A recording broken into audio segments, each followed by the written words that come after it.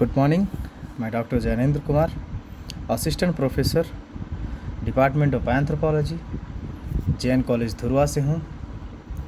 आज हम लोग संप्रेषण के प्रकार एवं उसके साधन विषय पर चर्चा करेंगे। जैसा कि पहले के वीडियोज़ में संप्रेषण क्या है, संप्रेषण की विशेषताएं क्या हैं, संप्रेषण किस प्रकार से होता है, इन विषयों पर पहले ही चर्चा किया जा चुका है। आज हम देखेंगे कि संप्रेषण के प्रकार क्या हैं और उसके साधन क्या हैं। यह विषय सेमेस्टर 3 के C5 पेपर से संबंधित है। जैसा कि हम जानते हैं कि संप्रेषण सूचना भेजने एवं प्राप्त करने की एक व्यवस्था है। इस व्यवस्था में एक व्यक्ति सूचना भेजने वाला तथा दूसरा व्यक्ति सूचना प्राप्त करने वाला होता है। सूचना भेजने वाले व्यक्ति को संप्रेषक तथा सूचना प्राप्त करने वाले व्यक्ति को संप्रापक कहा जाता है। संप्रेषण दो व्यक्तियों, एक संप्रेषक एवं एक संप्रापक के बीच हो सकता है अथवा एक व्यक्ति एवं समूह के सदस्यगण अथवा राष्ट्र की जनता के बीच भी हो सकता है।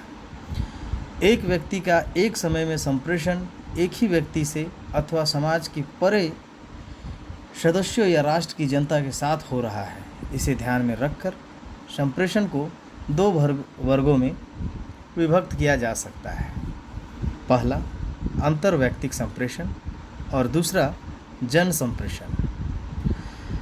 अंतर्वैयक्तिक संप्रेषण क्या है, इस संबंध में हम देखेंगे कि जब सूचना देने वाले एक व्यक्ति का सूचना प्राप्त करने वाले एक व्यक्ति के साथ संप्रेषण होता है, तब इस तरह के संप्रेषण को अंतर्वैयक्तिक संप्रेषण कहा जाता है। इस तरह के संप्रेषण में दो व्यक्ति शामिल होते हैं तथा उनके बीच सूचनाओं का आदान प्रदान होता है। जैसे पति पत्नी, माता पुत्र, माता पुत्री, पिता पुत्र, पिता पुत्री, भाई बहन, बहन भाई, देवर भाभी आदि आदि जो भी सामाजिक रिश्ते हैं उनके बीच ये होता है। यहाँ संप्रेषक एवं संप्रापक दोनों एक व्यक्ति ही होता है। दूसरा है जन संप्रेषण। जब संप्रेषण एक व्यक्ति का समाज के सभी सदस्यों अथवा जनता के साथ होता है, तब इसे जन संप्रेषण कहा जाता है। जन संप्रेषण में एक व्यक्ति संप्रेषक तथा जनता अथवा सदस्यगण संप्रापक के रूप में शामिल रहते हैं। जैसे ग्राम प्रधान एवं ग्राम सभा, मुखिया ग्राम सभा, वार्ड सदस्य, वार्ड सभा, शिक्षक वर्ग के छात्रगण, धार्मिक नेता, श्रोतागण, गुरुकुल, जनता, नेता, समर्थक आदि ऐसे हैं जो जन संप्रेषण का प्रतिनिधित्व करते हैं। जन संप्रेषण का उद्देश्य किसी विशेष सूचना को अधिक से अधिक या सभी जनता तक पहुंचाना होता है।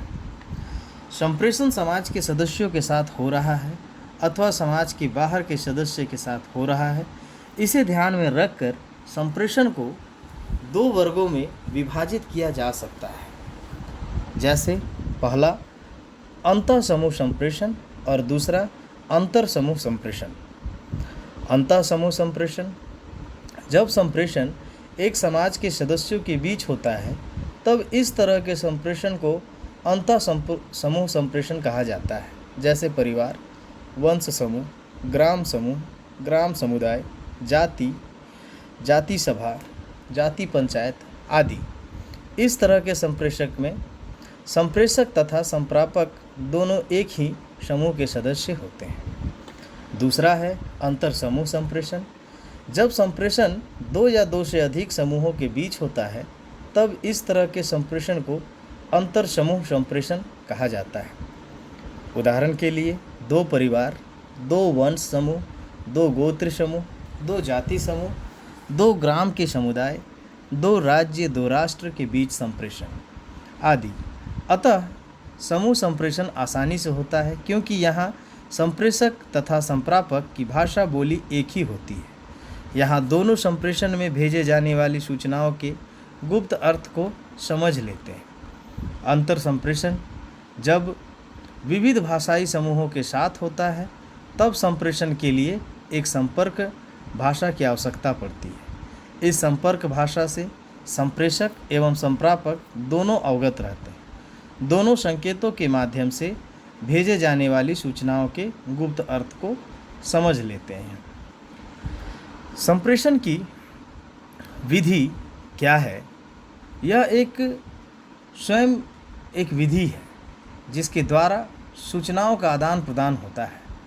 इसके अंतर्गत दो प्रमुख विधियों का सहारा लिया जाता है। पहला अनौपचारिक विधि और दूसरा औपचारिक विधि।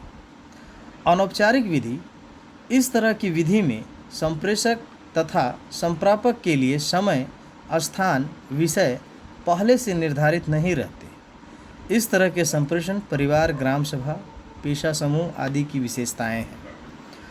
पति पत्नी किसी भी विषय पर किसी भी समय संप्रेषण कर लेते हैं। परिवार के सदस्य खाते समय, नाश्ता करते समय, काम करते समय कभी भी किसी भी विषय पर संप्रेषण करते हैं। ग्राम समाज के लोग कहीं भी मिलने पर किसी भी समय पर किसी भी विषय पर आपस में संप्रेषण कर लेते हैं।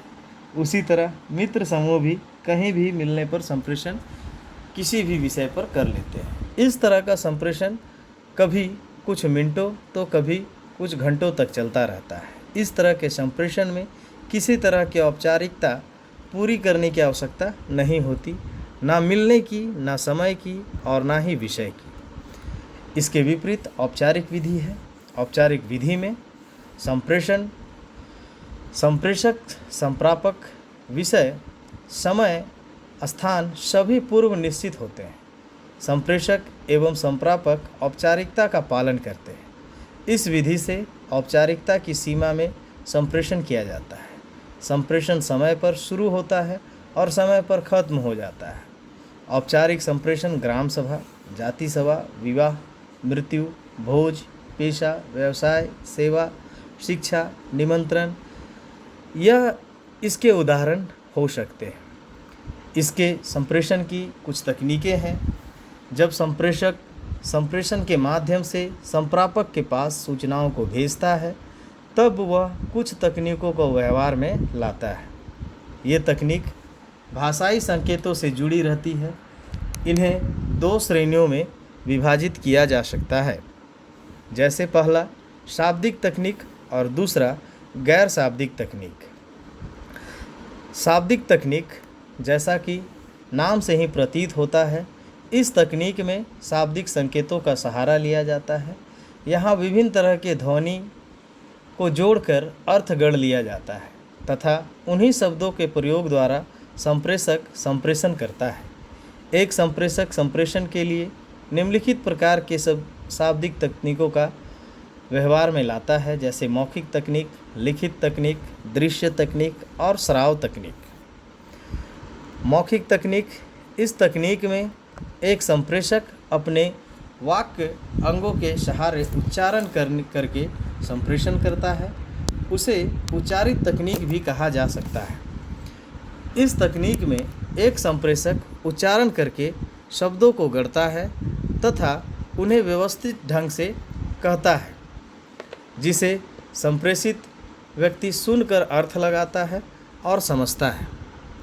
संप्रेषण की यह तकनीक सबसे सरल तकनीक है, लेकिन इसके लिए संप्रेषक एवं संप्रापक दोनों को एक दूसरे की बोली भाषा से परिचित होना चाहिए। मानव अपने उत्पत्ति काल से ही इस तकनीक का प्रयोग करते आया है। दूसरी प्रमुख तकनीक है लिखित तकनीक। संप्रेषण के लिए लिखित तकनीक का विकास बहुत ही बाद में हुआ, जब हमने वर्णमाला अक्षरों का आविष्कार करके सभ्य अवस्था में प्रवेश किया।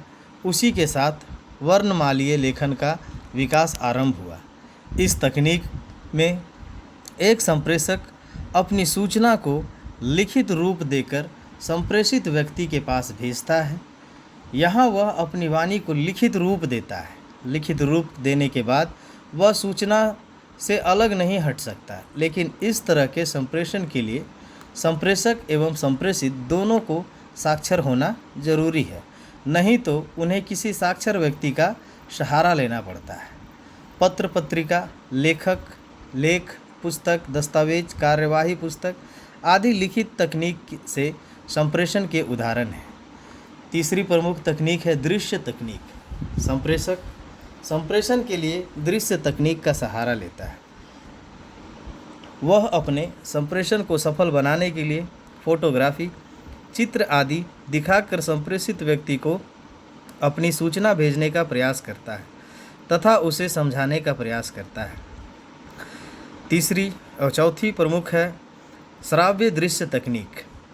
इस तकनीक में एक संप्रेषक अपने संप्रेषण को सफल बनाने के लिए श्राव्य एवं दृश्य तकनीक का सहारा लेता है। वह अपनी बातों को कहकर या कहवाकर, दिखलाकर या दिखवाकर संप्रेषित व्यक्ति के पास भेजता है, जैसे radio, TV, internet, social site के उदाहरण हैं। तथा अंतिम तकनीक है गैर शाब्दिक तकनीक। मानव केवल अपने वाक्य अंगों से उच्चारित ध्वनि संकेतों को गढ़कर, बोलकर, लिखकर, दिखाकर तथा दिखा सुनाकर ही संप्रेषण नहीं करता, वरन वह अपने शरीर के अन्य अंगों के सहारे भी संप्रेषण करता है। इस तरह की संप्रेषण तकनीकों को गैर शाब्दिक तकनीक या शारीरिक भाषाई तकनीक कहते हैं। इस तकनीक में शारीरिक अंगों की मुद्रा, आकृति, गति, व्यवहार आदि के माध्यम से संप्रेषण होता है। शरीर की भाषा से खुशी, गम, मित्रता, शत्रुता, स्वीकृति, अस्वीकृति, सहमति, असहमति, नृत्य, पूजा पाठ, खान पान, हाँ, नहीं, जाओ, आओ आदि के बारे में संकेत भेजकर संप्रेषण किया जाता है।